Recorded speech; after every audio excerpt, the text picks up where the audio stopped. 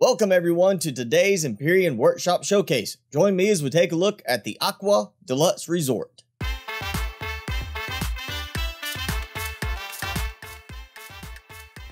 Today's design is probably the best looking base design I have ever seen in terms of the visual aesthetics. This is the Akua Delux Resort, and it is an unlock level 20 size class 20 base coming to us from Untitled Chapter. I had a few requests from different people asking me to take a look at this design before the creator even asked me to do it, and even before all of that, I had already seen this design on the workshop and knew I wanted to cover it. Now, one thing to be careful about when placing this down is to make sure you orient it correctly. You will want the single foot entrance door towards land and the two hangar bay doors facing out towards the water. Now, you also want to be careful about your vertical placement in terms of height with this design, because there are some areas of the design that get better benefit from being submerged in water. This is not necessary, but if you want the full visual effect, you will definitely need to pay attention to this. Starting at the front, we come into a foot level entrance through this archway, which will lead us inside past two entry counters. The base design itself comes with no NPCs, but I definitely encourage you to add some as you are able to in the game to make it feel more alive and involved in this base. The entryway area basically has the two counters, and we have two hallways to the sides with nice wood paneling flooring, as well as some statues and fountain type setups in the ends of the halls.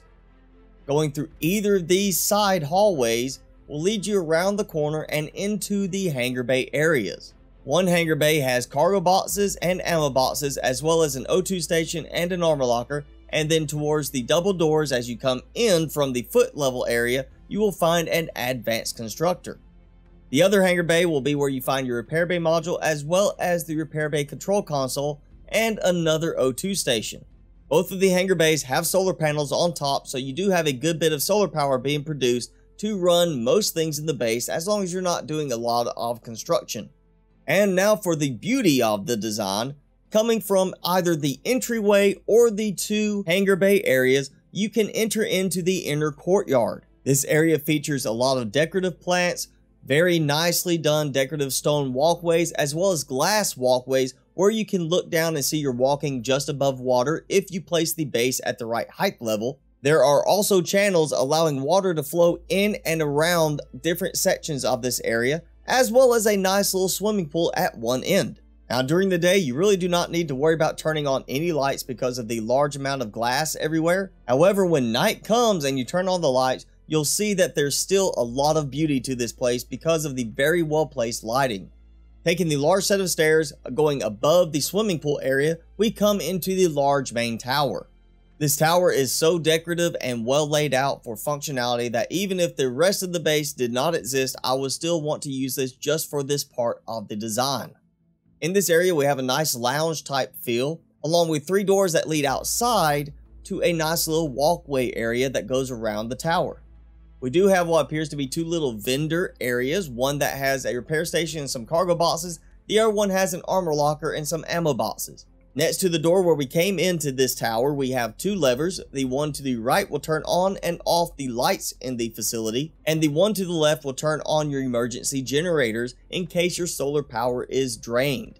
You can also access these from the control panel, where you'll find 6 different custom groups, including groups for constructors, fridges, food processors, and general equipment. Now, the general equipment group does include things like armor lockers, beds, benches, and so forth, but it also includes things like some of the consoles for decoration and your medical stations, repair bay console, repair stations. So this will make a nice dent to your power consumption if you have everything turned on. On the side facing the water, we do have an outside door that also is connected to an elevator shaft that takes us up to the next levels. The next level up is an open floor area, so you can consider this to be a balcony for just hanging out, looking around, or an open area for you to customize however you want in terms of design. The next floor up is our medical bay, where you will find a lot of decorative medical type equipment consoles. You know, the things like lab tables, cryo chambers, patient beds, so forth. And of course, on one side you will find your medical scanners as well as your medic station, so you do have full medical coverage here. Our next floor up is more of a lounge slash cafeteria area where everybody can come up and eat and relax with a nice view outside of either the land area or the water. And up here you will find 4 food processors and 2 fridges total. Our next floor, we come up to 2 repair stations. We have 2 deconstructors, 2 advanced constructors, as well as a nice set of cargo boxes. So basically this is where you're going to come in and do a lot of your production work if the 1 advanced constructor in the Hangar Bay is not enough. Next, we have a floor dedicated just to producing your food for everybody here staying at the resort, where you will find a total of 63 grow plots spread around 7 groups of 9. You will also find a total of 2 food processors and 1 fridge up here. This next floor does not have a central opening that looks down through the rest of the floors on the tower because this is the personal quarters, private quarters for you, the captain, the ruler of all, to live in and have the suite above everything else. You'll find this room has all the nice luxuries you would expect of a nice captain's quarters. You have dual TVs, you have a nice lounge area for everybody to hang out, different displays regarding things going on with the place, and a very large kitchen area with a food processor and fridge. And of course, just in case you need some money, don't forget you have an ATM in the corner. And then this room features a skylight so you can look up at night from a nice comfortable position inside and see the nice stars above. And of course, what luxury suite would not be complete without its own specialty private lavatory area? But wait, there's more. If we continue on up to the top of the elevator, we walk out onto the roof where we have a bird's eye view of the surrounding area and just a nice little spot for us to look down on everything and see the reach of our dominion from this nice luxury base. Once again, this is the Akua Delux Resort, and it is an unlock level 20 size class 20 base design. This only comes with 6 fuel tanks for a total capacity of 29,400 fuel. However, with the large number of solar capacitors, you do have storage for 15,200 power just from solar. Sitting here at the middle of day with everything turned off, you can see I have at full fuel capacity as well as a good bit of solar production, 190 hours of use.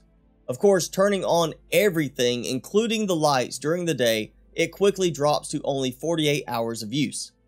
There's a total of 10 oxygen tanks for 20,000 capacity, and this needs 12,188 to fill it up.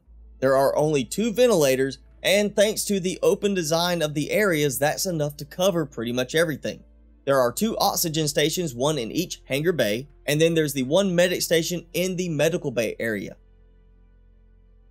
In terms of weaponry, this is meant more for defending against drones and predators by having 8 sentry guns and 4 pulse laser turrets. There's a total of 29 cargo boxes and 5 ammo boxes, along with the 4 fridges, 7 food processors, and 3 advanced constructors. Now, production-wise, because the main 2 components of this design are concrete blocks and glass, you will need a lot of stone dust and a lot of silicon. The stone dust should not be that bad to come by, but the 36,000 plus silicon might be a little bit more difficult earlier in the game. While most other designs use a lot of iron and sathium in their builds, this one has a very modest amount of those materials. Even better is the low amount of cobalt, neodymium, erestrum, and zascosium needed to build this. So what more can I say about this design? I love it, it looks great, it has a lot of functionality, and most of all, I love the way the water was integrated into the design, both in the open channels for the water to be flowing around, as well as the glass walkway areas where you can actually be walking on top of the water and be able to look down through the glass and see it. This is definitely not an earlier or mid-game type design, but to me, either a show-off piece just because you want to build it and say, hey, I managed to build this, or a late game, I'm building this because I just want a nice place to go and hang out for a little while I let some production get done. And this looks perfect for that. Once again, this is the Akua Delux Resort coming to us from creator Untitled Chapter, and if you would like to check it out, and I hope you do, I will have a link in the description below. If you try the design out and you like it, be sure to leave a thumbs up and a nice comment on the workshop page. That is it for today's video. If you enjoyed the video, be sure to leave me a like, leave me a comment below, and hit subscribe if you haven't done so already. As always, I'm your host, Mr. Spicy. Thanks so much for watching. Be sure to keep it spicy this week, and I will see you in the next video.